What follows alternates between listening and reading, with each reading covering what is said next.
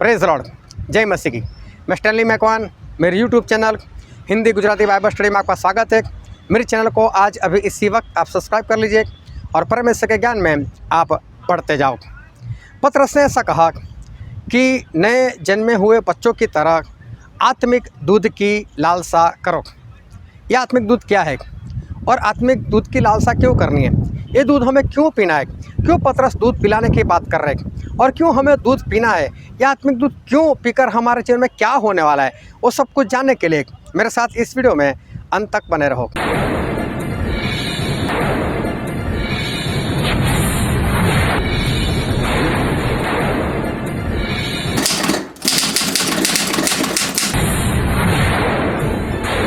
आओ परमेश्वर के वचन की ओर चले और बाइबल से पहला पतरस उसका दूसरा अध्याय और हम पढ़ेंगे उसके पहले वचन से लेकर उसके 5 वचन तक। इसीलिए सब प्रकार का बैरभाव और छल और कपट और डाह और निंदा को दूर करके नए जन्मे हुए बच्चे के समान निर्मल आत्मिक दूध की लालसा करो, ताकि उसके द्वारा उद्धार पाने के लिए बढ़ते जाओ, क्योंकि तुमने प्रभु की कृपा का स्वाद चख लिया है।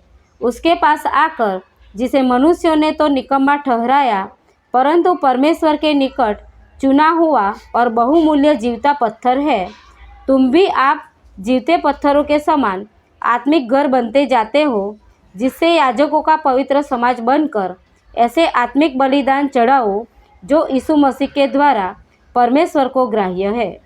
परमेश्वर पिता का वचन हमारे लिए बहुत ही आशीषित है और परमेश्वर पिता का वचन सच्चा है और बाइबल में लिखा है, यदि सच्चाई को जानोगे तो सच्चाई तुम्हें आज़ाद करेगी। बहुत ध्यान से आज एक बार फिर से परमेश्वर के वचन को सुनना, ताकि परमेश्वर आज जो कहना चाहते हैं उसको आप समझ सको और उसके अनुसार चलकर परमेश्वर के राज के वारिस बन सको। एक बार प्रभु यीशु अपने चेलों के साथ खड़े थे और चेलों से बातें कर रहे थे और बातें करते करते प्रभु ने चेलों से एक सवाल कर दिया कि मैं कौन हूँ और मेरे बारे में लोग क्या बातें करते हैं।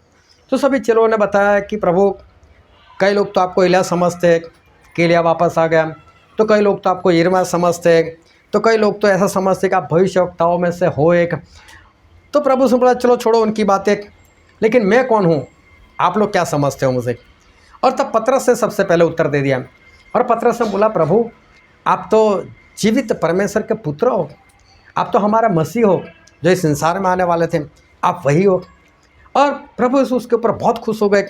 अब प्रभु उसने पतरस से कहा कि पतरस, ये बात तुझे लहू और मांस से नहीं बताई, लेकिन ये बात तुझे पिता ने बताई है। ये बात तेरे अंदर पिता परमेश्वर ने डाली है। और पतरस, इसलिए मैं तुझे भी कहता हूँ कि तू पतरस है, मतलब कि तू चट्टान है। पतरस का मतलब चट्टान होता है।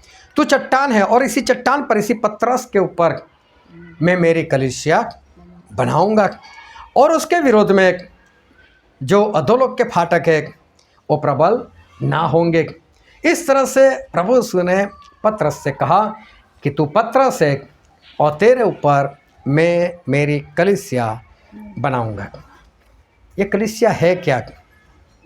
प्रभु यीशु ने बोला, मैं मेरी कलीसिया बनाऊंगा। इसका मतलब तब तक कलीसिया नहीं थी, तब तक मंडली नहीं थी। प्रभु यीशु के पीछे 70 चेले थे। उस 70 चेलों को, झुंड को भी परमेश्वर प्रभु यीशु ने मंडली नहीं कहा। जो 12 चेले उनके साथ घूम रहे थे उनको भी मंडली या कलीसिया नहीं कहा।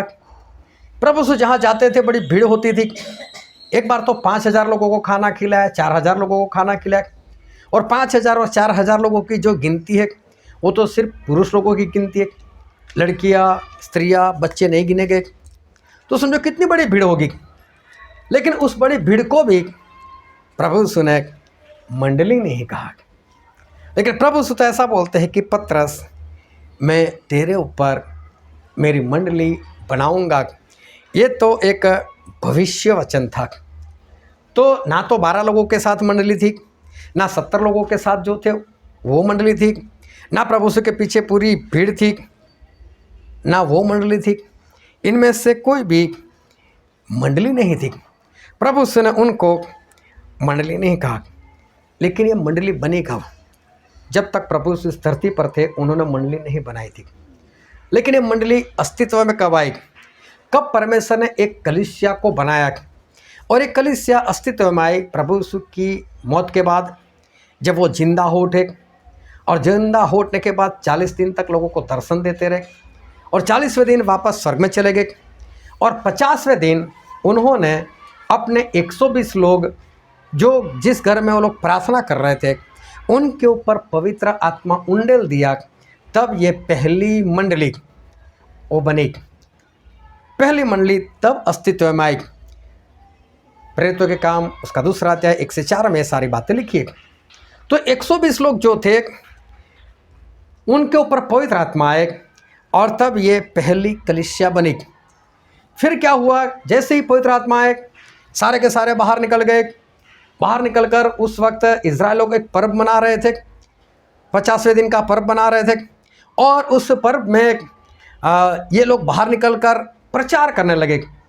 और जब प्रचार करने लगे तो उनमें से कुछ लोगों ने आकर लोगों से ऐसा कहा कि अब हम क्या करें। तो सब लोग उनको पतरस के पास लेकर गए कि पतरस ये सारे ऐसा पूछ रहे कि हम लोग क्या करें। तब पतरस ने उनसे ऐसा कहा कि पश्चाताप करो और अपने पापों की क्षमा के लिए बपतिस्मा लो और तुम पवित्र आत्मा का दान पाओगे। और उस दिन 3000 लोगों ने बपतिस्मा लिया।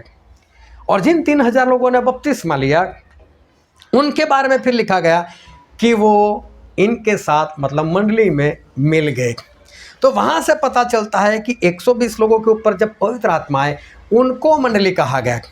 और फिर 3000 लोग जो थे उस मंडली में मिलाए गए।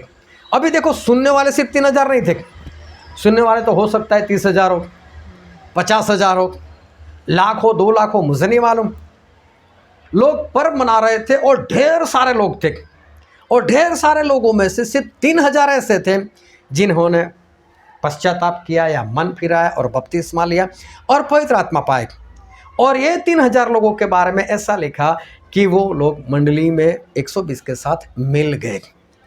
इसका मतलब सुनने वाले जितने भी लोग थे उनको मंडली नहीं कहा, ये 3000 लोगों को भी मंडली नहीं कहा।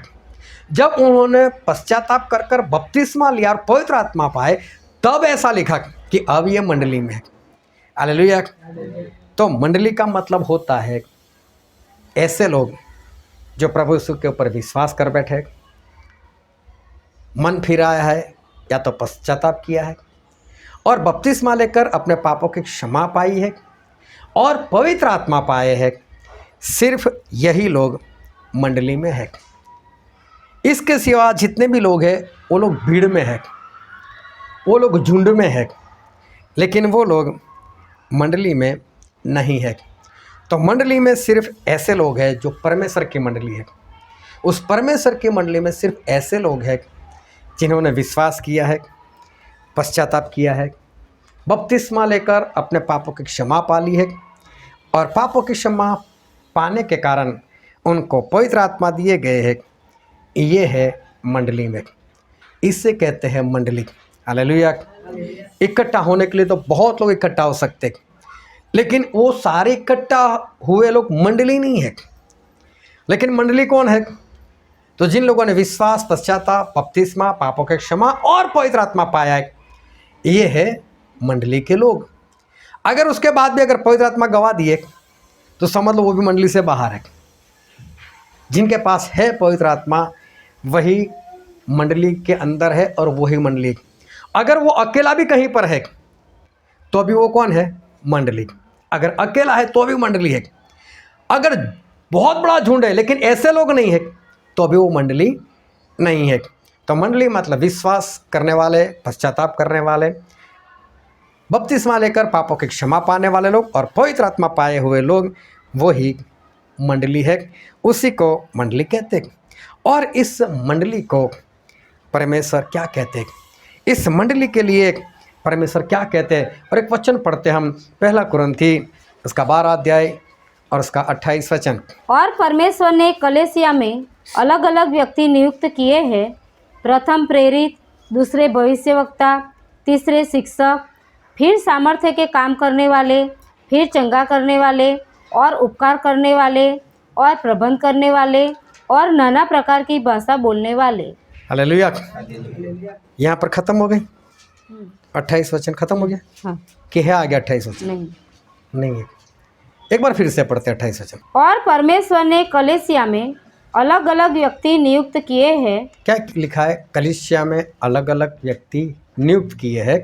प्रथम प्रेरित, पहले प्रेरित है, दूसरे भविष्यवक्ता, फिर भविष्यवक्ता है, तीसरे शिक्षक, फिर शिक्षक है, फिर सामर्थ्य के काम करने फिर वाले, सामर्थ के काम करने वाले, फिर चंगा करने फिर वाले, चंगा करने वाले, और उपकार करने वाले, उपकार करने वाले, और प्रबंध करने वाले, प्रबंध करने वाले, और नाना प्रकार की भाषा बोलने वाले। और अन्य भाषा बोलने वाले। और खाली बैठने वाले नहीं है। देखो, परमेश्वर ने मंडली में इन लोगों को ठहराया, नियुक्त किया है। खाली बैठने वाला कोई नहीं है। समझ में आ रही बात कि परमेश्वर प्रभु ने मंडली में कुछ लोगों को नियुक्त किया है, और इनमें से कोई भी ऐसा नहीं है कि जिसको परमेश्वर ने ऐसा बोला कि आप लोगों को जाना है, वहाँ पर बैठना है, अपनी सीट को गर्म कर कर घर पर वापस चले जाना है। ऐसा नहीं परमेश्वर ने किसी को बोला। सभी के लिए कोई ना कोई काम वो परमेश्वर ने रखा है। सभी लोगों के पास कुछ न कुछ तो है। फिर इफिसी में ऐसा लिखा है, उसका 4 अध्याय और उसका 11 और 12 वचन। उसने कुछ को प्रेरित नियुक्त करके, और कुछ को भविष्यवक्ता नियुक्त करके, और कुछ को सुसमाचार सुनाने वाले नियुक्त करके, और कुछ को रखवाले और उपदेशक नियुक्त करके दे दिया, जिससे पवित्र लोग सिद्ध हो जाए और सेवा का काम किया जाए और मसीह की देह उन्नति पाए। हालेलुया। सभी लोग अपना ध्यान हाथ लगाए रखना, क्योंकि परमेश्वर हमें कुछ आज बताने वाले। यहाँ पर ऐसा लिखा है कि परमेश्वर ने यहाँ पर 5 लोगों को दिया है। फिर से पढ़ो, पहला कौन है? उसने कुछ को प्रेरित नियुक्त करके, एक तो प्रेरित है, और कुछ को भविष्यवक्ता, दूसरा भविष्यवक्ता है, और कुछ को सुसमाचार सुनाने तीसरा वाले, सुसमाचार फैलाने वाला, और कुछ को रखवाले, चौथा रखवाला मतलब पास्टर, और उपदेशक, और उपदेशक मतलब टीचर। 5 लोगों को परमेश्वर नियुक्त किया है। लेकिन इसका कारण भी आगे पढ़ो, क्या लिखा है? जिससे पवित्र लोग सिद्ध हो जाए। ये 5 लोग इसलिए है कि पवित्र लोग सिद्ध हो जाए। मंडली में कौन है? जिन्होंने विश्वास किया, मन फिर आया, बपतिस्मा लिया, पापों की क्षमा पाई और पवित्र आत्मा पाए, मतलब पवित्र हो गए। ये पवित्र लोग अभी तो आज ही आए मसीह में। ये लोग सिद्ध हो जाए, मतलब 100% संपूर्ण हो जाए, संपूर्ण पवित्र हो जाए। तो सबसे पहले ये पवित्र लोग सिद्ध हो जाए, फिर और सेवा का काम किया जाए, और सेवा का काम, एक दूसरे के लोग सेवा कर सके, वो काम कर सके। और मसीह की देह, और मसीह की देह मतलब मंडली उन्नति पाए। उन्नति पाए। ये 3 कामों के लिए परमेश्वर ने 5 लोगों को ठहराया है। हालेलुया। और 5 में सबसे पहला कौन है? प्रेरित। लेकिन सबसे पहला काम प्रेरित का नहीं है। इसमें सबसे पहला काम है प्रचारक का। सबसे पहला काम है प्रचारक का। और प्रचारक मतलब जो सुसमाचार प्रकट करता है, ऐसा व्यक्ति, सुसमाचार प्रकट करने वाला व्यक्ति। ये सुसमाचार प्रकट करने वाला व्यक्ति अगर उसके बारे में जानना हो तो फिलिपुस जो थे, वो सुसमाचार प्रकट करने वाले थे। वो सामरिया में गए तो वहाँ पर ढेर सारे चमत्कार हुए। तो इंग्लिश में इनको बोलते हैं इवेंजलिस्ट। कई लोग देखना अपने नाम के आगे इवेंजलिस्ट लगवाते हैं। इवेंजलिस्ट मतलब प्रचारक। ये प्रचारक का सबसे पहला काम है। ये प्रचारक के हाथ में परमेश्वर ने 100% चमत्कार रखे हुए, और ये प्रचारक कहीं पर भी जाता है वहाँ 100% चमत्कार। वहाँ पर अगर कोई लकवा वाला होगा ऐसे बैठ जाएगा, अगर वहाँ पर कोई कोढ़ी होगा तो तुरंत शुद्ध हो जाएगा, वहाँ पर जिसको जो भी बीमारी वो तुरंत चंगाई पाएगा। क्योंकि प्रचारक जो है उसको नए लोगों में जाना है, या तो अन्य जाति में जाना है, या तो जो मसीह को मानते हैं लेकिन अभी तक मसीह को पहचाना ही नहीं, ऐसे लोगों के बीच में इसका काम है। तो लोगों को परमेश्वर क्यों चाहिए? कोई बीमार है उसको चंगाई चाहिए, किसी के पास जॉब नहीं तो उसको जॉब चाहिए, किसी की शादी नहीं हो रही तो लड़की चाहिए, लड़का चाहिए। तो ये सब जो डिमांड है लोगों की परमेश्वर के पास, वो परमेश्वर को नहीं जानते, इसलिए सब मांगते। और ये मांगते हैं तो उनके पास सबसे पहले प्रचारक जाता है। डरो मत, कोई बात नहीं, हमारा परमेश्वर है, हमारा परमेश्वर कर देंगे चमत्कार। बोलो ना, कौन सी बीमारी? पैर दर्द होता है, हाथ दर्द होता है, कहाँ पर दर्द होता है? चला अभी इस वक्त दर्द प्रभु के नाम में भाग, और तुरंत भाग जाएगा। उससे चमत्कार तुरंत होगा। चाहे कितनी भी बड़ी बीमारी, चाहे कैंसर क्यों ना, वो चला जाएगा उससे प्रचारक से। तो सबसे पहले प्रचारक का काम है। और देखो हमारे यहाँ भारत में कितने प्रचारक हैं, चाहे नाम के आगे कोई भी लिखा है, कुछ भी लिखे, आगे हो सकता है पोस्टर लिखवाए, प्रॉफिट लिखवाए, लेकिन जितने बड़े बड़े जो सेवक है जो सिर्फ चमत्कार के ऊपर जाते हैं और चमत्कार का काम करते हैं, जहाँ पर बड़ी बड़ी भीड़ रहती है, ये सारे इवेंजलिस्ट मतलब प्रचारक हैं। हो सकता है उनको नहीं समझ में आता होगा, इसलिए वो लोग अपने नाम के आगे कुछ भी लिखवाते हैं, लेकिन है सारे ये प्रचारक। तो सबसे पहले प्रचारक का काम है। अब उसके जरिए जो मसीह में आए तो वो कहाँ तक काम कर सकता है प्रचारक, उसको बपतिस्मा तक दे सकता है। वो बपतिस्मा दे देता है उनको, मसीह में लाना, बपतिस्मा देना, वहाँ तक उसका काम है। अभी बपतिस्मा देने के बाद अभी दूसरे की एंट्री होगी और वो है प्रेरित। अब प्रेरित की जरूरत पड़ेगी, क्योंकि प्रेरित को परमेश्वर ने इसलिए चुना कि प्रेरित जब किसी के सर के ऊपर हाथ रखकर प्रार्थना करता है तो उसको पवित्र आत्मा दिए जाते हैं। तो जिन लोगों ने बपतिस्मा लिया उनको पवित्र आत्मा दिए जाएंगे, लेकिन कब, वहाँ पर प्रेरित होना चाहिए। तो अब ये प्रचारक क्या करेगा, प्रेरित को बुलाएगा, प्रेरित भाई आओ इधर, और मैंने इतना काम तो कर दिया है और अभी आप इनके लिए प्रार्थना करो ताकि इनको पवित्र आत्मा मिले। अब प्रेरित जो है वो इनके ऊपर हाथ रखकर प्रार्थना करेंगे और उनको पवित्र आत्मा दिए जाएंगे। दूसरा काम ये प्रेरित का है। अभी देखो ये लोग मंडली में आए, है ना, इन लोगों ने विश्वास किया, पश्चाताप किया, बपतिस्मा लिया, प्रेरित ना कर प्रार्थना कर दी, पवित्र आत्मा भी पा ली, तो लोग किस में आ गए, मंडली में आ गए। मंडली को कौन चलाता है, पास्टर चाहिए। अभी तीसरे की एंट्री होगी, वो है पास्टर। अभी पास्टर आएंगे और पास्टर इनको संभालेंगे। तो प्रचारक क्या करेंगे, उसके पास जितनी भी टोली होगी, वो 50 की होगी या 5 लाख की होगी, वो पास्टर को दे, पास्टर साहब अभी आप संभालो, मेरा काम यहाँ पर ख़त्म, अब मैं आगे जा रहा हूँ और अन्य जातियों में जा रहा हूँ और नए लोगों में जा रहा हूँ। तो अभी प्रचारक क्या करेगा, वहाँ से आगे बढ़ जाएगा। अब उसकी जिम्मेदारी इस टोली के लिए ख़त्म हो गई। अब इनको कौन संभालेगा, पास्टर।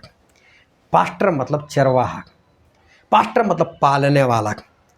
अभी पास्टर की जिम्मेदारी क्या है कि एक कलीसिया को परमेश्वर के दूसरे आगमन के लिए 100% तैयार कर दे।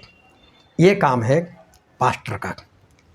तो पास्टर को क्या करना पड़ता है मालूम है, उसको पूरी कलीसिया और उसके एक एक मेंबर वो नाम से जानता होना चाहिए।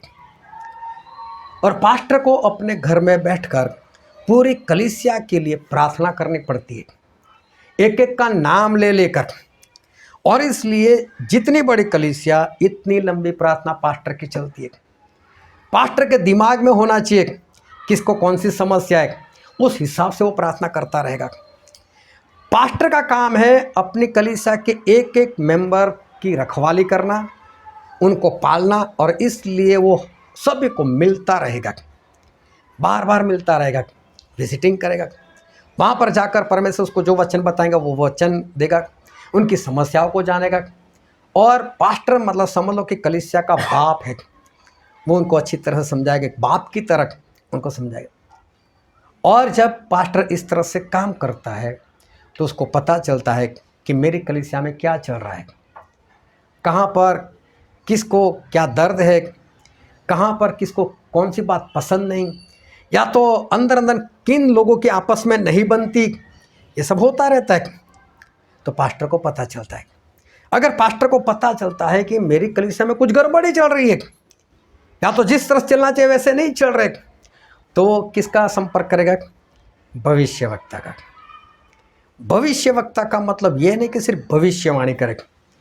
भविष्यवक्ता उसको कहते हैं कि परमेश्वर का मुंह, मतलब परमेश्वर जिस अंदाज में बात करना चाहते हैं उसी अंदाज में जो बात करता है वो है भविष्यवक्ता। भविष्यवक्ता का सबसे बड़ा काम है चेतावनी देना। और बाइबल में देखना, एलिया हो गए अहाब राजा के पास, ए अहाब राजा, जब तक मैं नहीं कहूँगा तब तक बरसात नहीं होंगी। किसी भी भविष्यवक्ता को देख लेना, उसका काम वैसे उंगली कर कर बोलता है, और जो भी उसको सिर्फ डांटने की बात, ऊंची आवाज़ में बात, क्रोध से बोलने की बात, अगर उनमें कोई सही नहीं हो रहा है तो डांटेगा। और अगर लोग निराश है तो उनको उत्तेजन भी देता है, ऐसा नहीं सिर्फ डांटते रहता है। और भविष्यवक्ता भविष्यवाणी भी करता है, किसी इंसान के लिए नहीं करता है, पूरी मंडली के लिए करता है, पूरे देश के लिए करता है, पूरी दुनिया के लिए भविष्यवाणी करता है। ये काम है एक भविष्यवक्ता का, लेकिन भविष्यवक्ता को बुलाने का काम एक पास्टर करता है। और फिर पास्टर और प्रेरित वो लोग मिलकर कलीसिया में एक टीचर ठहराता है, एक टीचर नियुक्त करते हैं। और टीचर जो है उसका काम है बाइबल स्टडी करवाना। और बाइबल स्टडी एक दिन के लिए नहीं होती, हर रोज़ होती है। और टीचर का काम है बाइबल स्टडी करवाना। वो बाइबल के भेद खुद जानेगा, पहले खुद बाइबल पढ़ेगा, वो परमेश्वर के पास बैठेगा, परमेश्वर से सारे भेद जानेगा और एक एक कर ये सारे भेद वो कलीसिया को बताएगा। इस तरह से ये 5 लोग काम करते। अभी देखो, सबसे पहले प्रचारक, उसके जरिए एक मंडली अस्तित्व में आई, बपतिस्मा तक हो गया, फिर प्रेरित ना कर पवित्र आत्मा दिलाए, ये पूरे झुंड को पास्टर को हवाले कर दिया। पास्टर ने काम किया, पास्टर ने लोगों के लिए प्रार्थना की, पास्टर ने लोगों को बढ़ाया, कहीं पर गड़बड़ी लगी तो भविष्यवक्ता को बुलाया और फिर वहाँ पर एक टीचर ठहरा कर उनको बाइबल स्टडी में भी आगे लेकर गए। अब गहरे वाले भेद वो टीचर इनको सिखाते। इस तरह से मंडली में ये 5 लोग हैं। ये तो काफ़ी डिटेल में है और पहले हमने सीखा भी है। ये तो सिर्फ मेरे 2 लाइन में सभी के बारे में बता दिया, लेकिन काफ़ी लंबी बात है। और ये 5 लोग इस तरह से काम करते हैं।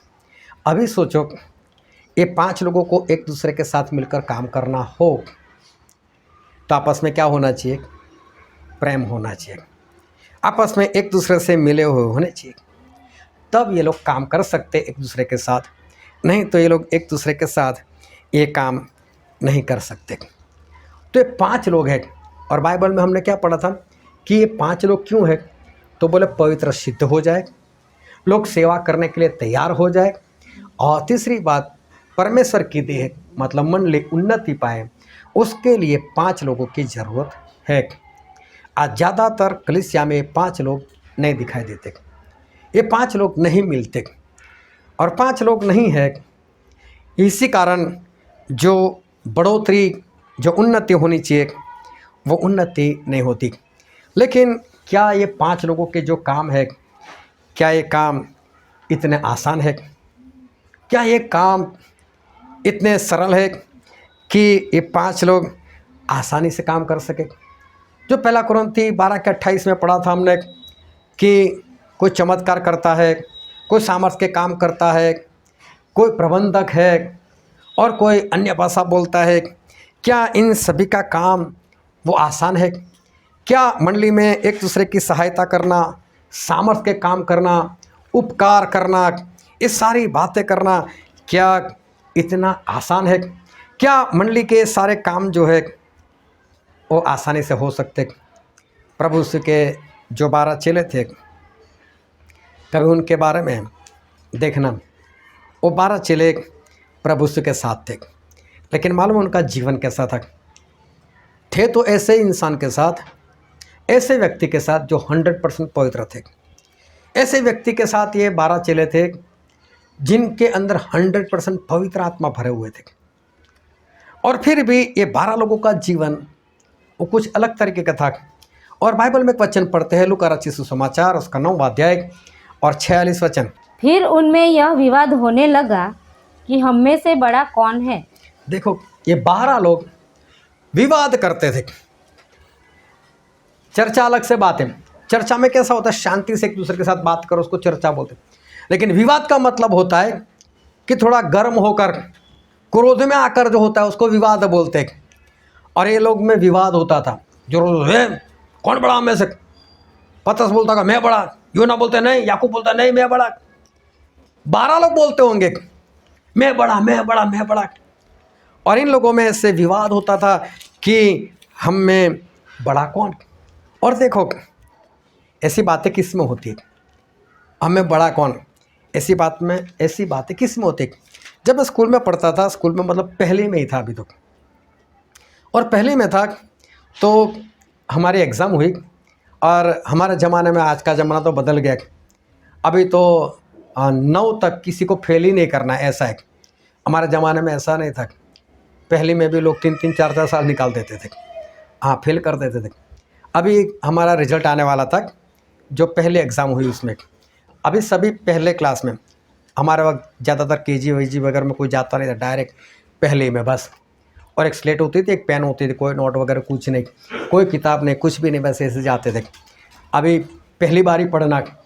अभी क्या हुआ, पहली एग्ज़ाम हुई तो उसका रिजल्ट आया। हमारी टीचर जो थी वो बता रही थी कि चल राजेश खड़ा हो, इसका पहला नंबर, चल मनीष इसका दूसरा नंबर, इसका तीसरा नंबर। ऐसे करते करते जितने पास थे उन सभी के नंबर बता दिए। अभी उसके बाद जो फेल हुआ, अभी उसके बारे में बता रहे थे। अभी समझो उसमें एक लड़का था, उसको पता है कि फेल हुआ। बोलते हैं मैडम फेल तो हुआ, लेकिन नंबर तो बताओ मेरा। पास वाले को नंबर दिए तो हमको नंबर नहीं। बोले तेरा पहला नंबर जा। मतलब सभी को नंबर दिए, ये पहला है, दूसरा, तो मैं फेल, लेकिन मेरा नंबर कौन सा, बड़ा कौन। हालेलुया। ये बातें किस में होती है, बच्चों में, कि हम में बड़ा कौन। ये बच्चे वाली हरकत है, ये जो बड़े होते हैं उसकी हरकत नहीं है। अभी हम जब बात कर रहे हैं तो हम कलीसिया की बात कर रहे हैं, हम मंडली की बात कर रहे हैं, हम ऐसे लोगों की बात कर रहे हैं जो विश्वास किया है, पश्चाताप किया है, बपतिस्मा लिया है, पापों की क्षमा पाई है, पवित्र आत्मा पाए हुए लोगों की बात कर रहे हैं, ऐसे झुंड की बात कर रहे हैं। तो ये सारे बच्चे नहीं है अभी। लेकिन जब हम कोई ऐसा बोलता है कि हमें बड़ा कौन, तो ये बातें किस कैसी है, बच्चे जैसी बात। ये बच्चा नहीं, एक हरकत है। ये बच्चे लोगों के अंदर ऐसा होता है। जब तक इंसान में ये बात है कि हम में बड़ा कौन, ध्यान से समझना, तब तक वो मंडली में कोई काम नहीं कर सकता। हालेलुया। परमेश्वर ने मंडली में काफ़ी लोग ठहराए, मदद करने वाले, सहायता करने वाले, उपकार करने वाले, प्रबंधक, अन्य भाषा बोलने वाले, काफ़ी लोग हैं, प्रेरित है, भविष्य में काफ़ी लोग हैं। लेकिन ये लोग काम कब कर पाएंगे, जब इनके अंदर ये बात नहीं होगी। अगर जिसके अंदर ये बात है कि हम में बड़ा कौन, हमने जब पढ़ा तो वहाँ पर लिखा सबसे पहले प्रेरित, ऐसा लिखा सबसे पहले प्रेरित, दूसरे नंबर पर भविष्यवक्ता, तीसरे नंबर पर प्रचारक। लेकिन सबसे पहले काम किसका शुरू हुआ, प्रचारक का। प्रचारक नहीं होगा तो प्रेरित क्या करेगा। जब कोई मसीह में नहीं आया तो जाकर किसके लिए प्रार्थना करेगा कि उसको पवित्र आत्मा मिले। तो नाम किसका लिखा, प्रेरित का। लेकिन सबसे पहला काम किसका, तो प्रचारक का। लेकिन इनमें कोई ऐसी गड़बड़ी नहीं है। लेकिन अगर कोई ऐसा सोचता है कि हमें बड़ा कौन, तो वो ये काम कभी भी नहीं कर सकता, वो मंडली में कोई भी काम नहीं कर सकता। चेलों ने ये सारी बातें छोड़ दी। कब, जब बड़े हुए, जब वो लोग बढ़े। अभी क्या हुआ, इनके ऊपर पवित्र आत्मा आ गए, ये लोग बढ़ गए। अभी फिलिपुस थे, अभी फिलिपुस जो थे, शाऊल की सतावट के कारण सारे लोग भाग गए, फिलिप भी भाग गए। तो फिलिप भागकर कहाँ गए, सामरिया में चले गए। और सामरिया में जाकर उन्होंने प्रचार किया, सुसमाचार दिया। तो बहुत लोगों ने उसकी बातें सुनी और वहाँ पर लंगड़े लोग चलने लग गए, जिनको लकवा हुआ था वो लोग तुरंत ठीक हो गए, जिनको जो भी बीमारी थी वो सारी बीमारी फिलिपुस के जरिए जाने लगी। अभी लोग सोच में पड़ गए, क्या बात है यार, ये तो किसी यीशु का नाम लेता तुरंत काम होता है। और वहाँ पर एक जादूगर भी था, वो जादू क्रिया करता था और लोग उससे बहुत खुश थे, प्रसन्न थे और हैरान थे, इसके पास कितने जादू है, कितने बड़े बड़े काम करता है। लेकिन वो खुद हैरान हो गया फिलिपुस के काम से। बोले ये जो करता है वैसे तो मुझसे भी नहीं होता। उसने भी पश्चाताप किया, उसने भी बपतिस्मा लिया। ऐसे बड़े बड़े काम वहाँ पर हुए और फिलिपुस ने इन सभी को बपतिस्मा दे दिया। अभी बपतिस्मा देने के बाद यरूशलेम में जो प्रेरित थे उनको पता चला कि सामरिया में बहुत सारे काम हुए। क्या फिलिपुस लाइव टेलीकास्ट करता था? ऐसा तो कुछ था नहीं। क्या मोबाइल था उसके पास, वीडियो बना कर देता था? वो भी नहीं था। तो यरूशलेम में लोगों को पता कैसे चला? पता इसलिए चला कि फिलिपुस ने किसी को भेजा होगा, जाओ जाकर यरूशलेम को बताओ, अपनी मंडली को बताओ, कलीसिया को बताओ, प्रेरितों को बताओ कि यहाँ पर मैंने इतना काम तो कर दिया, बहुत सारे लोग मसीह में आ गए, मैं बपतिस्मा देकर बैठा, लेकिन प्रेरित नहीं आएंगे तो पवित्र आत्मा कैसे मिलेंगे। जाओ उनको जाकर बोलो कि यहाँ तक काम हो गया, अभी आओ और यहाँ पर आकर इनके लिए प्रार्थना करो ताकि ये लोग पवित्र आत्मा पाए। अभी वहाँ पर पता चला तो मंडली वाले ने 2 लोगों को ठहराया, पतरस और यूहन्ना को बोला जाओ जाकर उनके पास जाओ और पवित्र आत्मा देकर आओ। और ये दोनों आए और दोनों ने आकर इन लोगों के लिए प्रार्थना की। अभी देखो मंडली वाले ने भेजा, अभी सबसे बड़ा अगुवा कौन था? पतरस। पतरस को मंडली वाले जाओ जाओ, पतरस से खुद नहीं चुना, और लोगों ने भी बोला जाओ, और जाकर इन लोगों ने पवित्र आत्मा दिए। और एक वचन पढ़ते हैं प्रेरितों के काम उसका 8वां अध्याय और 14 और 15 वचन। जब प्रेरितों ने जो यरूशलेम में थे सुना कि सामरियों ने परमेश्वर का वचन मान लिया है, तो पतरस और यूहन्ना को उनके पास भेजा। उन्होंने जाकर उनके लिए प्रार्थना की कि पवित्र आत्मा पाए। यहाँ पर लिखा है कि इनको पता चला और उन लोगों ने पतरस और यूहन्ना को वहाँ पर भेजा। अभी देखो फिलिप जो थे वो एक प्रचारक थे या इवेंजलिस्ट थे, उन्होंने चमत्कार किए और उनके जरिए सुसमाचार प्रकट किए गए और पूरे शहर में आनंद छा गया। सभी लोग उसके पास आए, मन फिराए और इसे बपतिस्मा के बारे में भी टीचिंग दी और सभी लोगों को बपतिस्मा दे भी दिया। इतना काम करने के बाद फिलिपुस ने वहाँ पर खबर भेजी कि जाओ जाकर उन लोगों को बताओ कि यहाँ पर इतना काम हो चुका है, और इसलिए वो लोग यहाँ पर आए और यहाँ पर आकर वो लोग पवित्र आत्मा दिलाए। अभी मालूम है फिलिप कौन था? एक बार मंडली के अंदर कुछ लोगों के बीच में खाना पिरोसने के बारे में अनबन सी हो गई। वो लोग सब आए पतरस के पास और पतरस ने बोला कोई बात नहीं, आप में से 7 लोग ऐसे चुनो कि जो पवित्र आत्मा से भरे हुए हो और जो परमेश्वर के ज्ञान से भरे हो, ऐसे लोग ठहराओ और वो लोग क्या करेंगे? खाना पिरोसने की सेवा करेंगे। उसमें फिलिपुस थे। ये फिलिप खाना पिरोसने वाले थे। पतरस से बोला ये काम मैं नहीं करने वाला। ऐसा नहीं था कि घमंड था, लेकिन मेरे ऊपर जो जिम्मेदारी रखी मैं तो वो काम करूँ ना, ये काम के लिए को और ठहराओ। तो ये काम फिलिप के हाथ में आया था और फिलिपुस वो वहाँ से निकल गए और वहाँ से निकलने के बाद सतावट के कारण वो वहाँ से भाग गए और इतने बड़े बड़े काम किए। अभी देखो एक खाना पिरोसने वाला वो बुलाए पतरस इधर आओ। पतरस तो उसका अगुआ है, इधर आओ, इनके लिए प्रार्थना करो। लेकिन पतरस और यूहन्ना को ऐसा नहीं होता है, खाना पिरोसने वाला बुला रहा है। किसको पूछकर इतने बड़े बड़े काम किए? किसको पूछकर ये चमत्कार किए? किसको पूछकर बपतिस्मा दिया? खाना पिरोसता था, वहां पर भाग गया। हम नहीं जाने वाले, हम नहीं जाते। ऐसा नहीं हुआ। क्यों? क्योंकि इनमें ये वाली बात नहीं थी हम में बड़ा कौन। ये पहले था, लेकिन अभी इनके अंदर ये बात नहीं थी। फिलिप बिंदास से बोल सकते हैं पतरस इधर आ जाना, और पतरस और यूहन्ना बिंदास से जाते क्योंकि ये सभी लोग एक है। अभी इनके अंदर ये बात नहीं कि हम में बड़ा कौन, इसलिए मंडली में काम कर पाएगा। कौन मंडली में काम नहीं कर पाएगा? जो ये सोचेगा कि बड़ा कौन। और बड़ा कौन कौन सोचता है?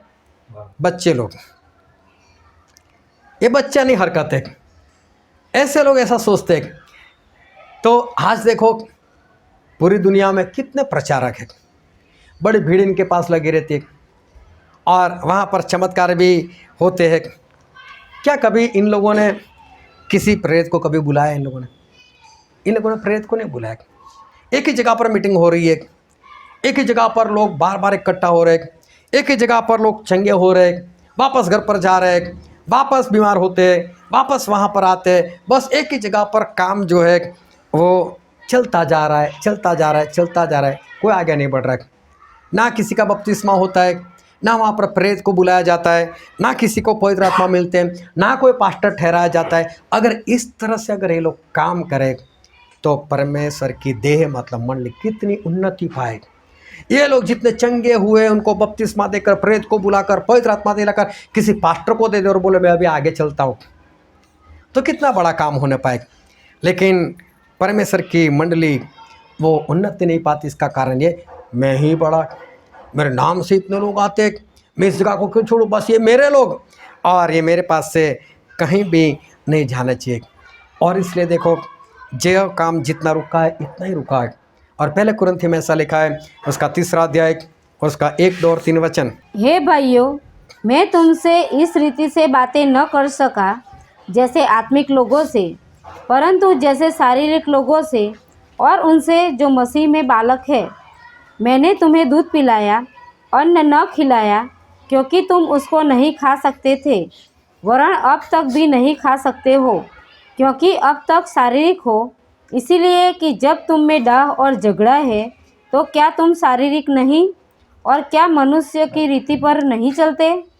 यहाँ पर लिखा है, पौलुस कहते हैं, मैं तुम्हारे साथ जो बड़े लोग होते हैं ना, उस तरह से मैं बात नहीं कर पाया।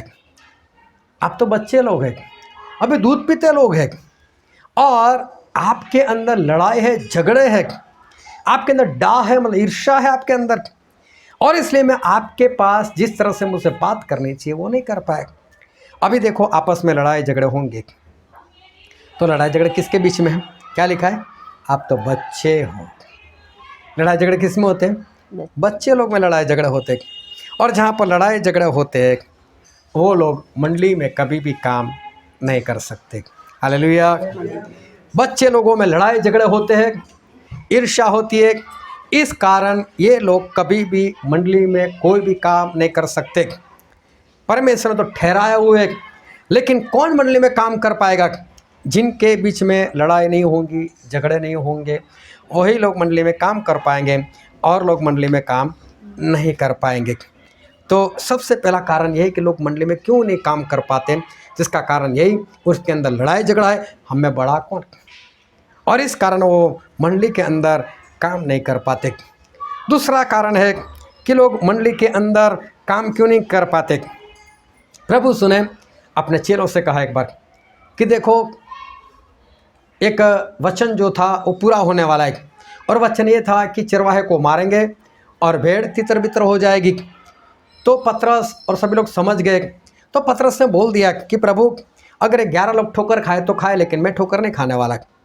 तो प्रभु ने बोला कि पतरस, आज ही तू मेरे बारे में ठोकर खाएगा, तू मेरा इनकार करेगा, मुर्गा 2 बार बांग दे, उससे पहले 3 बार तू मेरा इनकार करेगा। तो पतरस ने बोला, नहीं प्रभु, मैं आपका इनकार नहीं करूँगा, चाहे जेल जाना पड़े मैं जेल में जाऊँगा, चाहे आपके साथ मरना पड़े तो मैं मर जाऊँगा, लेकिन प्रभु मैं ठोकर नहीं खाऊँगा। तो बाकी जो चेले थे उन्होंने भी ऐसा ही कहा, हाँ प्रभु हम ठोकर नहीं खाएंगे। और एक वचन पढ़ते हैं जो मत्ती में लिखा है, उसका 26वां अध्याय और उसका 35 वचन। पतरस ने उससे कहा, यदि मुझे तेरे साथ मरना भी पड़े तो अभी मैं तुझसे कभी न मुकरूंगा। और ऐसा ही सभी चेलों ने भी कहा। पतरस से बोला कि तेरे साथ मरना पड़े या जेल में जाना पड़े तो मैं जाने के लिए तैयार। और सारे चेलों ने भी ऐसी ही बातें की। ऐसी बातें करना भी बच्चानी हरकत है, ये ऐसी बातें बच्चे लोग करते। एक बहन मुझसे मिली थी, 2007 की मैं बात कर रहा हूँ, और उसने मुझे बताया, टली भाई आपका घर तो कैसा है, और इसलिए मैं ना आपको एक बड़ा घर बना कर दूँगी। मैं बोला बोलो मत। बोले क्यों? बोलने वाले कर नहीं पाते, ये फाड़ उड़ फेंकने की बात है। जो बोलते हैं ना वो कर नहीं सकते, जिनको करना हो तो चुपचाप कर ही देते, लेकिन जो बोलते हैं वो कर नहीं पाते। जो बोलेंगे मैं कर दूंगा, मैं वो कर दूंगा, ये समझ लो फेंकू लोग हैं। और ऐसे लोग कभी भी कोई भी काम वो नहीं कर सकते। मैंने उनको मना कर दिया कि मत बोलो ऐसा। मेरा अनुभव है कि जितने लोग ऐसा बोलते हैं वो लोग कुछ नहीं कर पाते, और जो लोग बोलते हैं वो सही में कर नहीं पाते। इनको फाड़ो बोलते या तो फेंकू लोग बोलते।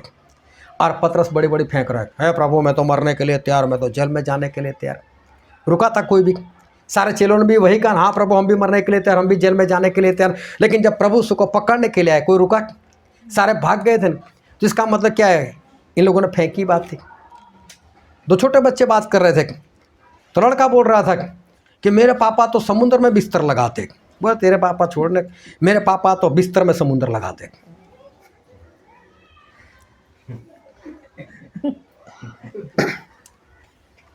बड़े बड़े फेंकने की बात, और बड़ी बड़ी फेंकने की बात वो बच्चों में होता है।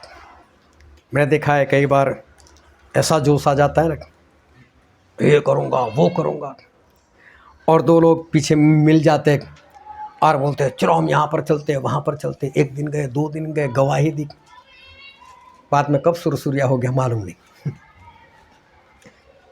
बातें ख़त्म। बड़ी बड़ी फेंकने की बात, होता कुछ नहीं है। और फेंकने वाली बात कौन करता है? बच्चों से। ये बच्चे लोग काम करते, बच्चे लोग बड़ी बड़ी बातें बोलते, लेकिन होता उनसे कुछ नहीं। मंडली में सहायता करना, चमत्कार करना, प्रबंध का काम करना, सामर्थ्य के काम करना, ये बच्चों से नहीं होता, ये फेंकने से नहीं होता।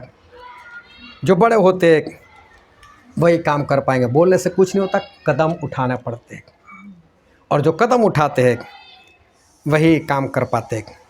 बाकी के लोग बच्चे हैं और बच्चे काम नहीं कर पाते। अभी पिछले हफ्ते एक भाई साहब से मुझे मिलना हुआ, और भाई साहब ने बहुत बड़ी बात बताई। बस टहले भाई उत्पत्ति तो मालूम नहीं मैंने कितनी बार पढ़ा, बहुत बार पढ़ा है, मेरा इतना पसंद है उत्पत्ति। बोले ऐसा नहीं, तय करता था आज से बाइबल पूरा कर दूंगा, और उत्पत्ति तक तो ख़त्म, फिर धीरे धीरे जोश भी ख़त्म, फिर रख देता था। फिर 5 महीने 6 महीने, फिर 12 को जोश आ जाता, बाइबल ख़त्म करता हूँ, फिर बाइबल, फिर उत्पत्ति ख़त्म, उसका जोश भी ख़त्म। मालूम ने कितनी बार उत्पत्ति पढ़ डाला। बोले फेंकने की बात, ये बच्चे करते हैं ऐसी बातें, बड़े लोग ऐसी बातें नहीं करते, और इसलिए ये लोग मंडली में काम नहीं कर पाते जिनको फेंकने की आदत है। इसके लिए तो कदम उठाने पड़ते हैं। कदम उठाने वाले ये काम कर पाएंगे, दूसरे नहीं कर पाएंगे। मंडली में लोग इसलिए नहीं काम कर पाते। तीसरी बात है ईर्ष्या। एक बार चेले और प्रभु यीशु कहीं पर जा रहे थे, और कोई इंसान था वो भूत प्रेत निकाल रहा था। तो चेलों को इंटरेस्ट आया कि भूत प्रेत निकाल रहा है, चलो हम भी तो देखें, क्योंकि वो तो हम भी काम करते। तो देखा तो वो तो प्रभु यीशु के नाम से भूत प्रेत निकाल रहा है, चलो प्रभु यीशु के नाम से निकल जाता था। इन लोगों ने पकड़ लिया, क्यों निकालता है भूत? वो भी यीशु के नाम से। यीशु हमारे, हम उनके पीछे चलते, तो हमारे पीछे आता है, बंद कर। और यीशु को कुछ नहीं बोला। फिर वहाँ से दूर निकल गए, यीशु से बात बताए। बोले क्या? बोले कि ऐसा इंसान मिला, हमने तो उसको मना कर दिया। मालूम है कि यहाँ अगर बोलेंगे तो हमको डांटेंगे, और उसको बोलेंगे नहीं नहीं तू काम कर, एक बार तो इससे बंद करवाओ। ईर्ष्या, तू क्यों काम कर, मैं करूँगा। ना उसको करने देना है, ना खुद को शुरू करना है। ईर्ष्या, और ईर्ष्या मालूम है बच्चों में होती है। जो बड़े हुए लोग होते हैं उनमें ईर्ष्या नहीं होती। बच्चे लोग मैं पहला। जब हम लोग छोटे थे, क्रिकेट खेलते थे, तो हम लोग क्या करते, ज़्यादा बड़ी टीम तो होती नहीं थी, 5-6 लोग खेलते होते थे। तो कौन पहले बैटिंग करेगा, कौन दूसरी बार बैटिंग करेगा। तो बैट जो होता है उसके नीचे हम नंबर लिखते थे ज़मीन पर, और सामने एक लाइन खींच देते थे, और सामने वालों को आकर लाइन के ऊपर हाथ अपनी उंगली रखनी थी। फिर बैट धीरे से उठा कर देखते थे, इसका पहला नंबर, इसका दूसरा नंबर। और जब मेरे हाथ में ऐसा होता था नंबर लिखना, तो मैं किसी न किसी को बोलता, तू ये वाली उंगली पर हाथ दे, ये वाली मैं वहाँ पर दूसरा नंबर होगा, उसके बाद में मेरी वाली रहेगी, एक पर मेरे वाली का हाथ रख देना। बोले ठीक है। तो हम पहले और दूसरे। फिर कई बार क्या होता था, जो आखिरी नंबर पर, ना मुझे नहीं खेला, मैं आखिरी में नहीं। ईर्ष्या आ जाती थी इसको। कभी हम लोग भी ऐसा करते हैं, मुझे आखिरी रखा जाए, नहीं बेईमानी, हम लोग नहीं खेलेंगे। तो बच्चे लोगों में ऐसा होता है, ईर्ष्या बच्चे लोगों में होती है। छोटे लोग जो होते हैं वो ऐसा काम करते। एक लड़का था, उसको दुष्ट आत्मा आ गया, लेकिन करोड़पति था, और कोई अन्य जाति से था। लेकिन एक जगह पर मेरी मीटिंग चलती थी, और उसके घर वाले को मालूम था कि यहाँ पर जो परमेश्वर का दास आते वो ऐसा काम करते, और दुष्ट आत्मा निकल जाता है। लेकिन उनको मेरे साथ कोई कांटेक्ट नहीं था। तो जहाँ पर मेरी मीटिंग चलती थी उनके साथ उनका कांटेक्ट था। तो उनको बोला कि आप प्रार्थना के लिए आओ और आपके वहाँ जो आते हैं उनको भी लेकर आओ। मुझे भी पता है कि स्टैनली मैम को जाना है प्रार्थना के लिए, लेकिन कभी नहीं लेकर गए। कारण क्या था? करोड़पति थे और इनको ऐसा था कि स्टैनली भाई आ गए और दुष्ट आत्मा निकल गया और कहीं इन लोगों ने इनके लिए कुछ ज़्यादा कर दिया तो मेरे हाथ में तो कुछ आएगा नहीं। तो परमेश्वर तो मेरा भी इस्तेमाल करते हैं ना, मैं ही प्रार्थना करता हूँ और दुष्ट आत्मा निकल जाए तो मुझे ही सब कुछ मिले। एक बार गए, 2 बार गए, 3 बार गए, मुझे बोला सही जाएंगे लेकिन कभी लेकर नहीं गए। और मालूम आखिर में लड़का मर भी गया, उसको छुटकारा नहीं मिला, वो मर भी गया। लेकिन इनको ईर्ष्या थी कि कहीं स्टैनली भाई के जरिए काम हो गया और वो सब कुछ ले जाएगा, उनको कुछ दे देंगे। एक ईर्ष्या आ गई। लेकिन ईर्ष्या जो है वो छोटे बच्चों में होती है, बड़े लोगों में नहीं होती। ये बच्चानी हरकत है और वो लड़का बेचारा मर गया एक ईर्ष्या के कारण। जब ईर्ष्या होती है ना तो मंडली के अंदर आप काम नहीं कर सकते, आप काम नहीं कर पाएंगे। चौथा कारण है मंडली में नहीं काम कर सकने का, और वो है पुराना स्वभाव, इंसान का पुराना स्वभाव। तो कई बार पुराना स्वभाव जो है वो इंसान का वापस आ जाता है। जब प्रभु यीशु मर गए, मरकर जिंदा हो गए और प्रभु यीशु जो थे वो भी लोगों को दर्शन देते थे। लेकिन तब पतरस जो थे, पतरस ने सोचा अब करूँ तो क्या करूँ, अभी प्रभु यीशु हमारे साथ तो रहते नहीं, बस शांति हो कर चले जाते, थोड़ा कुछ तो करना पड़ेगा। तो बाकी चेलों को बोला मैं तो मछली पकड़ने के लिए जा रहा हूँ। सभी बोलते हम भी तेरे साथ आते हैं मछली पकड़ने के लिए। यही उसका पुराना काम था, यही उसका पुराना जीवन था, मछली में रहना। प्रभु उसने वो काम छुड़ा दिया था। और देखो पतरस एक बार फिर वापस वही पुराने जीवन में चले गए, वही पुराने जीवन में चले गए। जब इंसान के अंदर पुराना जीवन वापस आ जाता है वो इंसान मंडली के अंदर काम नहीं कर सकता। लेकिन ये भी बच्चा ने हरकत है। 2 बच्चे खेल रहे थे, खेलना ऐसा था कि उठ बैठ करना था, उठक बैठक 50 करना था। और बोला अगर तूने 50 कर दिए तो मुझे 2 मुक्की मारेगा तू। अभी वो करने लग गया, उसको सब 50 नहीं होगा, अभी 46 तक हो गया। तो लड़का डर गया, वो बोलता नहीं 45 हुए, वो बोलता नहीं 46 हुआ, ये बोलता नहीं 45 हुआ, बोलता नहीं 46 हुआ, बोला 45 46, चलो फिर से गिनते चल।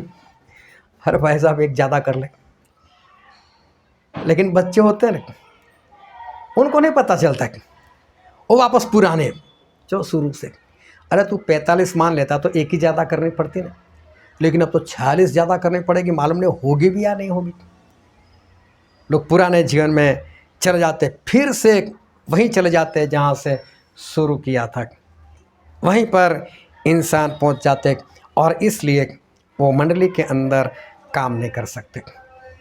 5वां कारण ये है कि इंसान मंडली के अंदर काम नहीं कर सकता। उसका 5वां कारण है दोहरा जीवन, मतलब कि डबल जीवन, कभी शारीरिक कभी आत्मिक। पतरस प्रभु से ने पूछा कि मैं कौन हूँ, मेरे बारे में आप लोग क्या कहते हो। पतरस तुरंत बता दिया हाँ प्रभु आप तो जीवित परमेश्वर के पुत्र हो। तो प्रभु से ने भी बताया कि हाँ पतरस तेरे साथ पिता ने बात की और पिता परमेश्वर तेरे अंदर है, वो तेरे साथ बात करते। फिर प्रभु से उसको हौसला दिया, चल तेरे ऊपर मैं मेरी मंडली बनाऊंगा, ये वो सब बातें हो गई।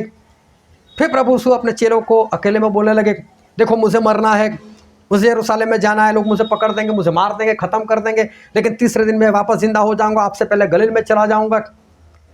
तो पतरस फॉर्म में थे पूरे, मेरे साथ तो पिता बातें कर रहे हैं। और प्रभु यीशु को हाथ पकड़कर अलग ले गया और डांटने लगा, पता नहीं चलता मरने की बात कर रहा है, कैसे मरेगा तू, नहीं मर रहा है तुझे। और प्रभु यीशु ने पलट कर कहा, हे शैतान मेरे पीछे जा। एक बार में पिता बात कर रहे और 1 मिनट के बाद शैतान उसके अंदर समा जाता है। कई लोगों के जीवन ऐसे दोहरे होते। जब आराधना में बैठते तो हालेलुया हालेलुया, और जब बाहर निकलते गाली गलौज सब हो जाता है, निंदा निकल जाती है, दोहरा जीवन, डबल जीवन। और ये भी समझ लो एक बच्चे जैसी बात है, ये भी बच्चे लोगों का काम है। अभी कहीं पर मैं गया था, एक छोटी लड़की मेरे पास आई, मुश्किल से 3 साल की 4 साल की, आकर बोलते लो चॉकलेट। मैं चॉकलेट ले ली, उतर गई, 1 मिनट भी नहीं हुआ था, कुछ पल ही हुए थे, वापस है चॉकलेट लाओ। बाप मैं बोल नहीं, उन्होंने नहीं चॉकलेट चाहिए मुझे, और चॉकलेट वापस भी देकर चली गई। दोहरा जीवन, ये बच्चे वाली हरकत है। बच्चे कभी भी कहीं इधर कभी उधर, लेकिन बड़े लोगों में ऐसा नहीं होता। लेकिन पतरस दोहरा जीवन, कभी पिता बात कर लेते थे, कभी शैतान भी आ जाता था।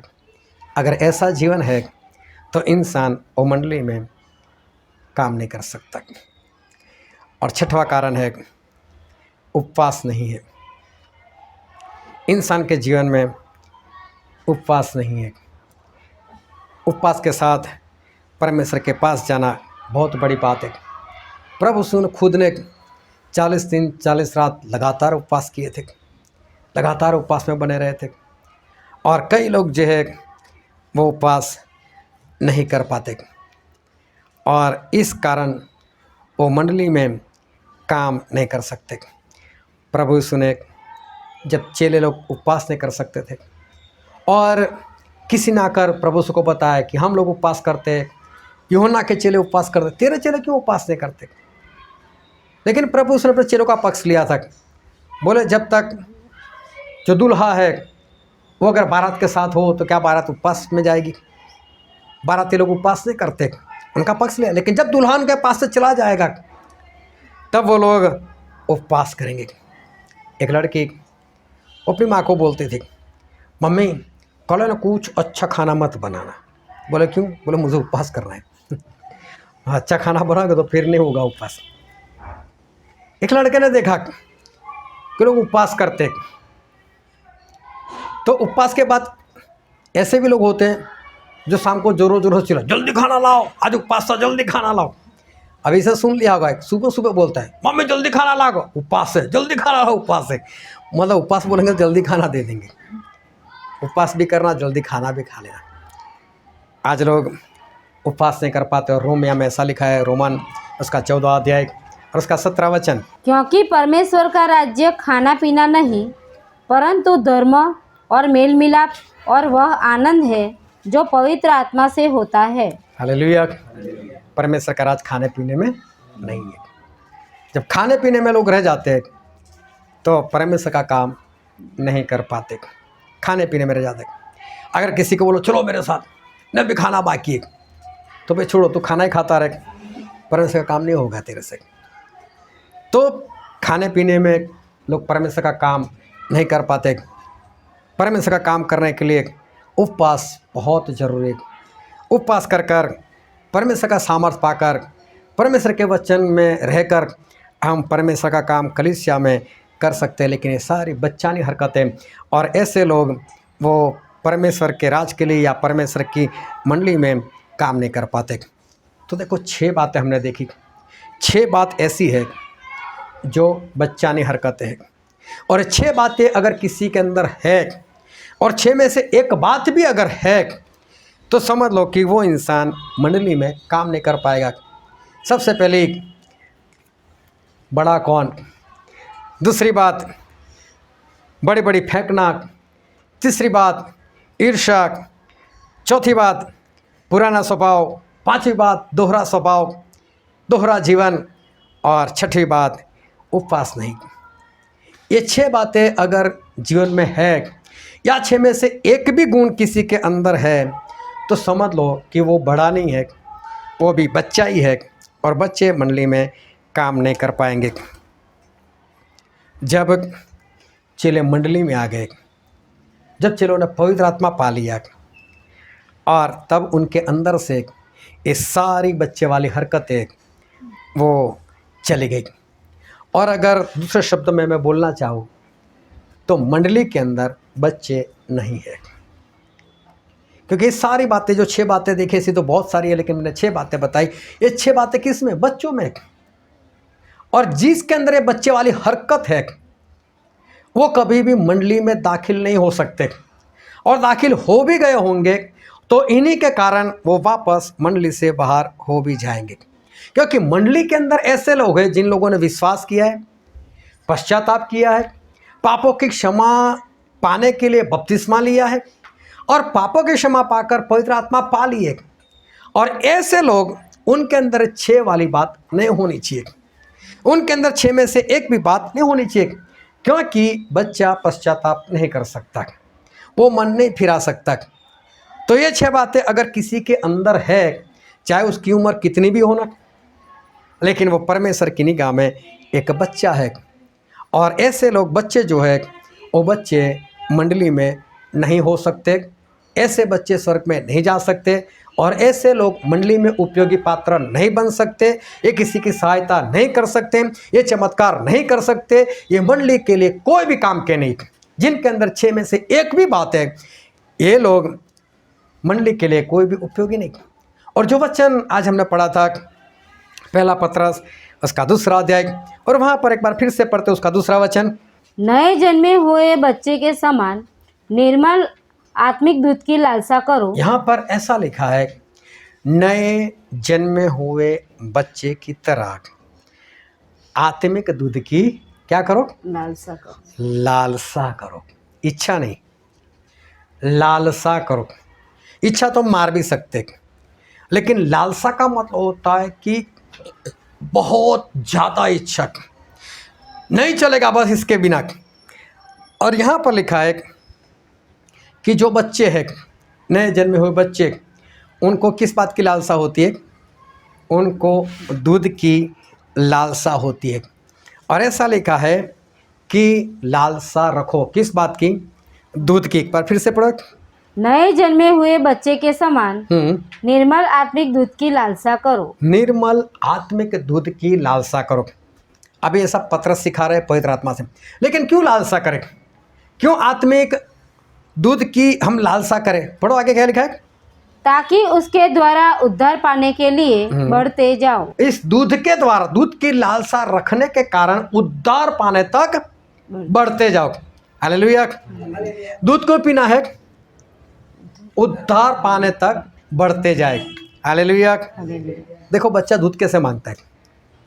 बच्चा होता है, इन घर में बच्चा है ना, बोलता है बच्चा दूध दो, ऐसा नहीं बोलता। क्या करता है? रोता है बस। उसको भूख लगी, दूध चाहिए, बस रोना शुरू। अभी समझ लो उसकी माँ नहीं है वहाँ पर दूध पिलाने के लिए, और वहाँ पर कोई और है, तो सबसे पहले क्या है, उसकी माँ को जल्दी से बुलाओ, इसको दूध पीना है। और बच्चे के सामने घंटी बजाओ, शांत हो जाता है? नहीं। उसको झूले में डालो, झूला डालो तो भी नहीं। उसको खिड़की के पास देख देख देख, वो देख कैसा लग रहा है, कैसा लग रहा है, कुछ भी करो उसको तो एक ही बात है, बस दूध चाहिए। वो शांत कब होगा? इसको कहते हैं लालसा। हालेलुया। और ये निर्मल आत्मिक दूध क्या है? परमेश्वर के वचन है। ये तो सही है, कहाँ मैसेज आ गया एक बार फिर, आज मीटिंग में जाना है ना। इसलिए तो कोई 11:05 पर आता है, क्यों 11:02 पर आता है ना। लालसा होती तो माटे तो जल्दी क्यों आते हैं? हमारा भी तो कुछ काम है, लालसा होती तो ऐसे जल्दी आ जाते, है ना। हालेलुया। बच्चे की तरह निर्मल आत्मिक दूध की लालसा करो। बच्चे को तो बस एक ही बात, कुछ भी करो, कुछ भी दिखाओ, नहीं, जब तक दूध उसके हाथ में नहीं आएगा तब तक वो रोता रहेगा। लेकिन दूध क्यों पीना है? तो बोले उद्धार पाने तक हमें बढ़ना है। मतलब बच्चा दूध नहीं पिएगा तो बढ़ेगा नहीं। माँ दूध क्यों पिलाती है? ताकि बच्चा बड़ा हो जाए। फिर बच्चा बड़ा होने के बाद दूध पिलाते, फिर नहीं पिलाते दूध, बड़ा करने के लिए दूध पिलाते। फिर बड़ा होने के बाद उसको दूध नहीं दिया जाता। फिर बाइबल में ऐसा लिखा है, इब्रानी उसका 5वां अध्याय उसका 12 वचन पढ़ो तो। समय के विचार से तो तुम्हें गुरु हो जाना चाहिए था, तो अभी यह आवश्यक हो गया है कि कोई तुम्हें परमेश्वर के वचनों की आदि शिक्षा फिर से सिखाए। तुम तो ऐसे हो गए हो कि तुम्हें अन्न के बदले अब तक दूध ही चाहिए। Hallelujah, hallelujah. अभी ध्यान से समझना, यहाँ पर ऐसा लिखा है कि अब तक तो तुम्हें गुरु हो जाना चाहिए था। गुरु मतलब सिखाने वाला, उपदेशक, प्रचार करने वाला। अब तक तो तुम्हें वो हो जाना चाहिए था। लेकिन यहाँ पर बाइबल में ऐसा लिखा है, लेकिन एक बार फिर से तुमको कोई पुरानी वाली बातें सिखाए। कौन सी पुरानी वाली? कि जो नया नया मसीह में आता है उसको जो सिखाया जाता है, देखो भाई बपतिस्मा लेना है, पश्चाताप करना है, क्योंकि परमेश्वर न्याय करने के लिए आने वाले, ये सारी बच्चों को सिखाई जाती है। मतलब ये दूध वाली बात है, बपतिस्मा सिखाना, न्याय के बारे में सिखाना, स्वर्ग और नरक के बारे में सिखाना, ये बच्चे वाली बात है। बोले अब तक तो तुम्हें गुरु मतलब सिखाने वाले हो जाना चाहिए थे। मतलब टाइम इतना चला गया, बरसों इतने बीत गए कि इंसान हाइट बोर्ड में तो बड़ा हो गया।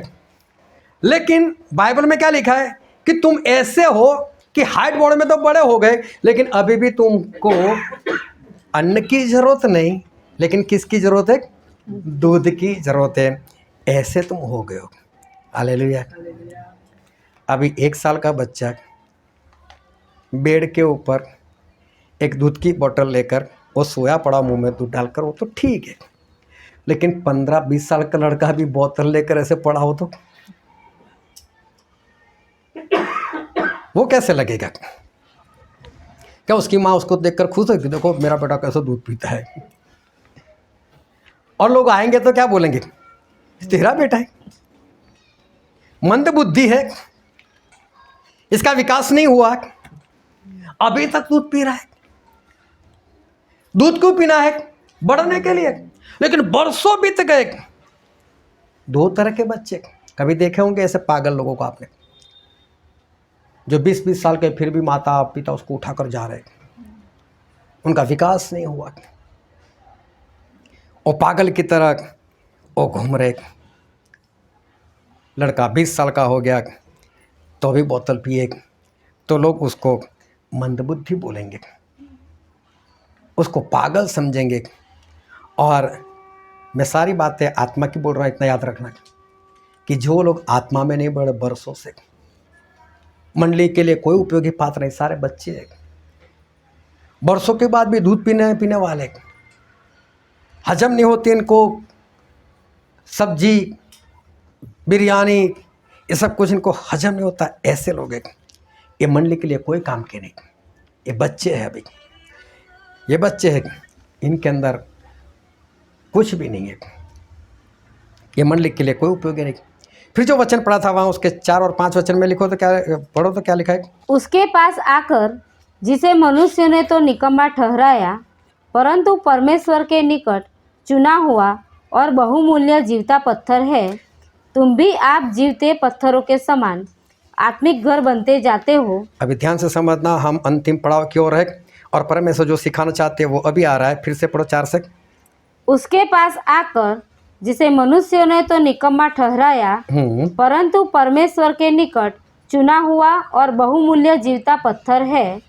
तुम भी आप जीवते पत्थरों के समान आत्मिक घर बनते जाते हो, जिससे याजकों का पवित्र समाज बनकर ऐसे आत्मिक बलिदान चढ़ाओ जो यीशु मसीह के द्वारा परमेश्वर को ग्राह्य है। हालेलुया।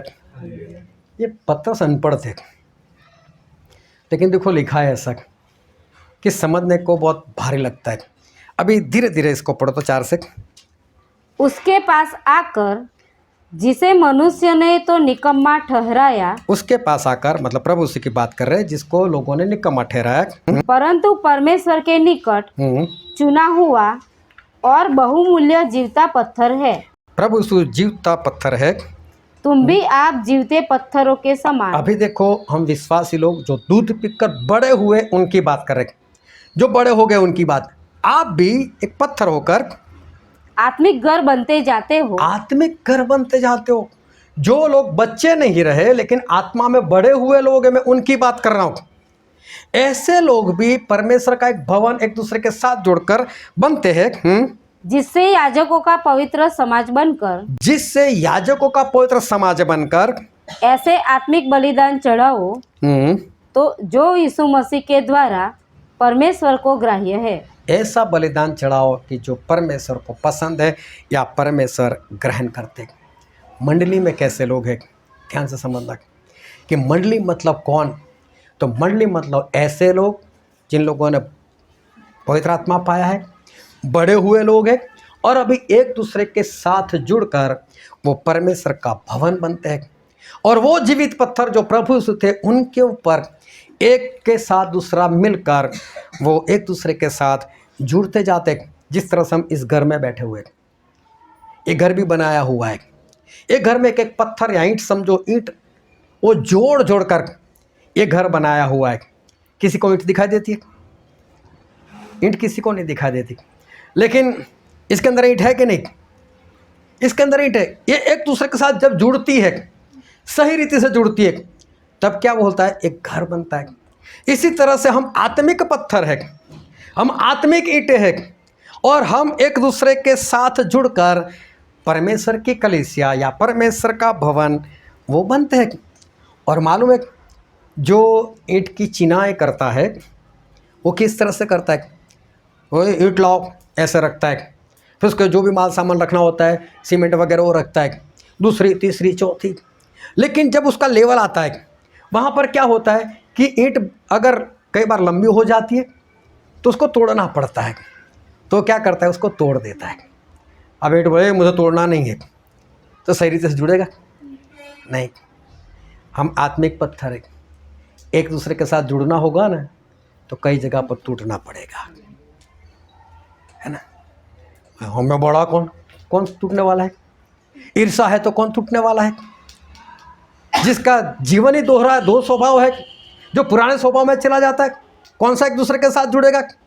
हालेलुया। ये 6 में से एक भी बात है एक दूसरे के साथ नहीं जुड़ सकता हो। ईंट अगर एक दूसरे के साथ सही रीति से जुड़ती है तो कहीं पर उसको तोड़ना पड़ता है, उसको टूटना पड़ता है। और अगर नहीं टूटेंगे तो एक दूसरे के साथ जुड़ेंगे नहीं। और यहाँ पर टूटने की बात आएगी, टूटने की तो छोड़ो, ऐसे ही चिल्लाते रहते, तो टूटने की बातों से तो क्या होगा।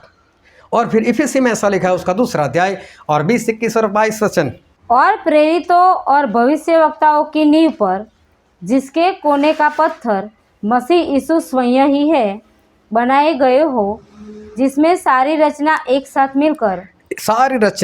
साथ मिलकर प्रभु में एक पवित्र मंदिर बनती जाती है, प्रभु में एक पवित्र मंदिर बनकर जाती है, जिसमें तुम भी आत्मा के द्वारा परमेश्वर का निवास स्थान होने के लिए एक साथ बनाए जाते हो। हालेलुया। परमेश्वर का भवन बनाने के लिए एक दूसरे के साथ योग्य रीति से जुड़कर आप परमेश्वर का भवन बनते हो। ये एक मंडली में काम कौन कर सकता है? जब एक दूसरे के साथ हम इस तरह से जुड़ते हैं ना, तब योग्य रीति से जब हम जुड़ते हैं तब। और उस वक्त पत्थर को तोड़ना पड़ता है, ईंटों को तोड़ना पड़ता है, एडजस्ट होना पड़ता है। क्या आप लोग एडजस्ट होते हो? एक दूसरे के साथ एडजस्ट होते हो? ग्रुप में भी नहीं होते तो क्या एडजस्ट होगे एक दूसरे के साथ? और होंगे नहीं तो आप में और बच्चे में फर्क क्या? और फर्क नहीं तो बच्चे तो मंडली में है नहीं, स्वर्ग में है ही नहीं।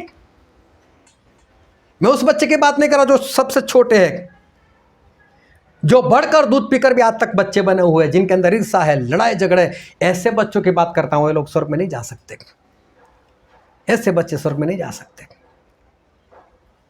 एडजस्ट होना पड़ता है, एक दूसरे के साथ एडजस्ट होना पड़ता है। और जो वचन हमने पढ़ा था पहला पत्रस उसका 2 अध्याय उसका 5 वचन एक बार फिर से पढ़ो। तुम भी आप जीवते पत्थरों के समान, जीवते पत्थरों के समान, आप लोग जीवते पत्थर, उस जीवित पत्थर के समान आत्मिक घर बनते जाते हो, आत्मिक घर बनते जाते हो, जिससे याजकों का पवित्र समाज बनकर। ध्यान से समझना, याजकों का पवित्र समाज बनकर। याजक मतलब अगुआ, याजक मतलब मंडली का बाप, याजक मतलब पास्टर, उसके साथ मिलकर आप समाज बनते हो। पास्टर क्या करता है? प्रेरित को बुलाता है, यहाँ पर बपतिस्मा आओ, पवित्र आत्मा दो इनको। वो जब वो वहाँ पर टीचर ठहराता है, वो भविष्यवक्ता को बुलाता है, उसके साथ जुड़ना पड़ता है। एक याजक का एक समाज बनता है और समाज बनकर हमें परमेश्वर का काम करना है। लेकिन उसके साथ बनती ही ना हो तो, एकता ही ना हो तो, मेरा तो कोई अगुआ नहीं, मेरा तो अगुआ सिर्फ परमेश्वर और कोई नहीं। जाओ जुड़ो उसके साथ, रहो उनके साथ, कुछ नहीं होगा आप लोगों का। ये 6 में से अगर एक भी बात है आप परमेश्वर की कलीसिया के लिए कोई उपयोगी नहीं, ना ही आप कुछ काम कर सकते हो। याजकों का समाज बनने के लिए अगुवे के अधीन होकर उसके साथ जुड़कर वहाँ पर ठहरना पड़ता है। चाहे पर प्रेरित कलीसिया में पहला है, लेकिन एक प्रचारक उसको बुलाता है, इधर आना भाई, वो शुरू काम तो करता है और प्रेरित को जाना पड़ता है। और वो सोचे नहीं मैं पहला, मैं क्यों जाऊँ, मैं नहीं आऊँगा, तो कभी भी मंडली में काम नहीं हो सकता। मालूम है बच्चे और बड़े में फ़र्क क्या है? बच्चे लोगों की गवाही हर संडे सुनना। मेरे पैरों में दर्द था, मुझे बुखार आ गया था, मेरे सर में दर्द था और मैंने प्रार्थना की, मैंने इससे प्रार्थना करवाई और चला गया बुखार। और बड़े लोगों की गवाही क्या है मालूम? मैंने किसी को सुसमाचार दिया, उसके जीवन में काम हुआ, उससे पश्चाताप किया और अभी वो संगत में आने के लिए तैयार और आज मैं उसको संगत में लेकर आऊँ। ये बड़े लोग है। कोई बड़ा बरसों से बस दूध ही पीते आ रहे। अरे भाई दाढ़ी आ गई, मूछें आ गई, अभी भी दूध की बोतल। मम्मी मम्मी वो बैग में दूध की बोतल लेना मत भूलना। अरे दाढ़ी मूछाने के बाद भी अभी दूध की बोतल लेकर ही घूम रहे हो। अभी भी कोई उन्नति नहीं हुई, कोई आगे नहीं बढ़े, मंडली के लिए कोई उपयोगी नहीं, नाव पास कर सकते हो, कुछ भी नहीं। क्या काम का ऐसा जीवन? बस बच्चों की तरह बड़ी बड़ी बातें करना, फेंकना, अब तो ये कर दूंगा वो कर दूंगा, लेकिन करना कुछ नहीं। एक भाई साहब ने मुझे बोला था, चलिए भाई जिस संडे में नहीं आने वाला होगा ना, उस दिन मैं बता दूंगा कि मैं नहीं आने वाला। 2 साल से नहीं दिखाई देता और कभी भी ऐसा नहीं बोला मैं नहीं आऊँगा इस संडे। ये बड़ी बड़ी फेंकना बंद करो, ये बड़ी बड़ी फेंकना बंद करो। ये बच्चे लोगों का काम है। मैं जब नहीं आऊँगा तब होल नाइट में बता दूंगा कि मैं नहीं आने वाला। कौन सी होल नाइट? परसों मैंने कोई मैसेज नहीं भेजा और एक भी इंसान ऐसा नहीं बोला स्टैनली भाई होल नाइट नहीं रखी आज, किसी ने नहीं पूछा। अच्छा यार, आज छोटे बच्चे सभी दूध पीने वाले, बरसों से बस दूध पीते हैं, बड़े हो ही नहीं रहे। आज आप कौन हो वो खुद की परीक्षा कर कर खुद जान लो। क्या मंडली में उपयोगी पात्र हो?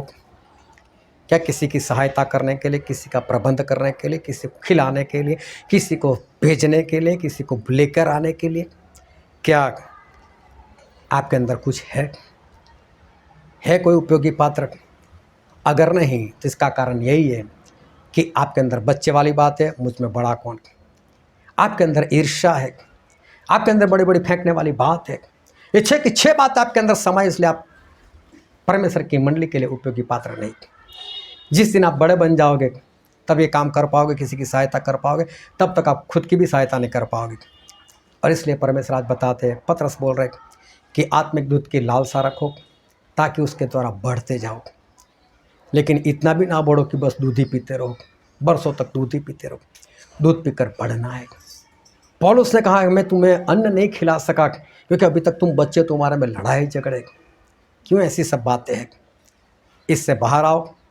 और पतरस बोलते कि दूध पीकर बढ़ो, अभी बढ़ना है आगे, और बढ़कर आगे परमेश्वर के लिए और परमेश्वर की मंडली के लिए उपयोगी पात्र बनना है। तब आप मंडली में कुछ काम कर पाओगे, वरना कुछ भी नहीं कर पाओगे। आओ हम सभी अपनी आंखों को बंद करें, अपने मस्तकों को प्रभु से आगे झुकाए। जो राजाओं के राजा है, जो प्रभु के प्रभु है, जो महान परमेश्वर है। और आज परमेश्वर हम सभी से एक बात कहने के लिए जा रहे कि आज तू कहाँ पर है? ये वक्त है कि हम अपने आप की परीक्षा करें, हम अपने आप को जांचें, अपने आप को परखें कि आज मैं कहाँ पर हूँ। क्या मैं परमेश्वर की मंडली के लिए उपयोगी पात्र हूँ? क्या मैं अभी भी बच्चा हूँ या मैं बड़ा हुआ हूँ? मेरे अंदर आज क्या है? अपने आप को जांचो, अपने आप को परखो। वर्षों से परमेश्वर के वचन सुन सुनकर क्या मेरी अभी तक उन्नति नहीं हुई, मेरी बढ़ोतरी नहीं हुई? क्या है उसका कारण? और उसके कारण आज परमेश्वर हमको बताए हुए,